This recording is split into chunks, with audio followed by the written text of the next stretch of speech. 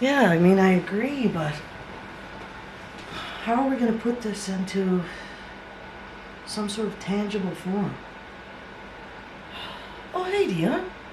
Yeah, Manny and I were just talking about the embodiment project coming up. Oh, you're here to talk about the readings, right? Okay. Well, Manny, we'll have to get back to this, okay? But, yeah. All right, well, we might as well get started. Let me just bring this down a little bit here.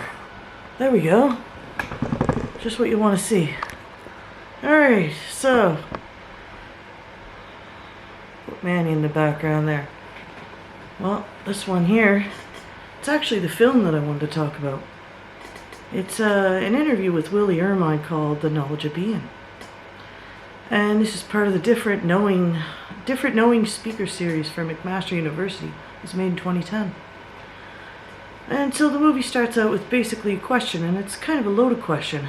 And it basically says, can the university, offer Indigenous related stuff, considering it's organized in accordance to Western ways of knowing, which are categorical and have a specific way of knowing that is kind of propped up by other categories, even when they're not true. So the university is just one of these institutions in this way of being, and it says, well, is this institution somehow immune from this? I mean, the university is a known place of trading these ideas, so, like, what is going on here? And it kind of answers the question in the same sentence, really. It basically has this giant paragraph that blurts out and says the structures of the university still fall in line with this way of knowing that categorizes, and that's actually how it makes meaning and transfers knowledge as well. So personally, I think it would be a very difficult thing to do. So it's basically going to compare knowledges to show this, and Willie says Indigenous knowledge is not in books or stored in these ways of categorization. That's kind of central to one true answer, logic. And he says basically Indigenous knowledge is not usable for this kind of knowing, this Western way of knowing. So, and he says that it doesn't actually benefit his people at all, and all these systems have different intentions.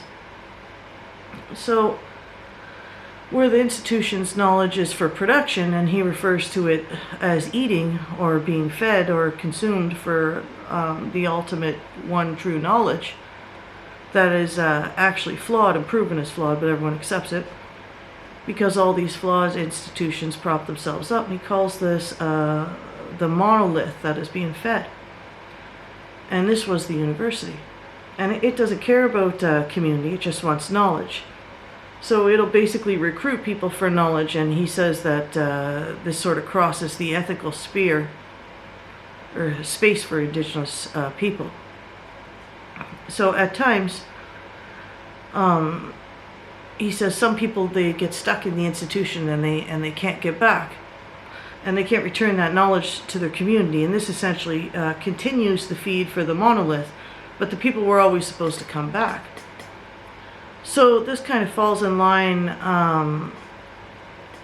with his article as well, Aboriginal Epistemology, where he explains that Indigenous people were on a quest for wholeness through inwardness, and were committed to community and the immanence that was present that gave meaning to existence. So this way of knowing is a starting point for Aboriginal epistemology. Excuse me. And he says, at some point he stopped and he said, where's the infrastructure that feeds his community? And here he was also in the university feeding it and taking part in, and he sort of had this transitional moment where he realized that he should be feeding his own community. So this got me thinking, if Indigenous ways of knowing and European ways of knowing essentially clash, what would be the point of an Indigenous person attending a post-secondary program? Well, I wasn't brought up with an Indigenous way of knowing, so for me, my reasons are much different. And I'm off reserve and removed from my culture for some time. But what about people in the community who don't actually need this knowledge? What would be the benefit? So I did some research on that, and I found a lot of barriers. And the differences in epistemology is a major contributor to Indigenous enrollment in the institution. or the lack thereof. One of the things included like federal post-secondary underfunding, waiting lists, and disparities in quality of living, which I could personally attest to.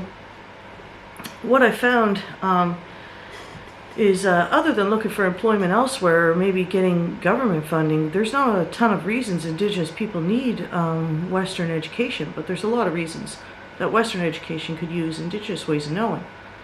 As well, there's a lot of barriers for Indigenous people to continue a Western education, including family demands, transportation challenges, childcare issues, and financial and funding challenges. One article I found explained these massive burdens placed on Indigenous people in the institution. I'll include a link in case you're interested. I know you're interested. However, in a potential solution, the University of BC suggests to help students transition other than alter the institution to accommodate different cultural perspectives, values, and practices. And I disagree with this as a single alternative to implementing Indigenous ways of knowing in the institution. Not only does this solution eliminate the possibility for Indigenous people to continue inward missions, but this could also see no real need for Indigenous people in learning in leadership positions in the academy either, essentially allowing the continuation of Eurocentric worldviews to go unchallenged. Personally, I think change should happen at all educational levels. The earlier the better. I would, however, welcome a transitional program for instructors and European students, Western students, both as expanding their assumptions and worldviews. It could be transformational. It would also be a committed act of indigenization by the institution. And Dion, that's all the blather that I have for this first article, but if you stick around, I'm going to have another one for you. And it's from the book Surviving Canada. Indigenous people celebrate 150 years of betrayal. So just hang on one second, I'll start a new video.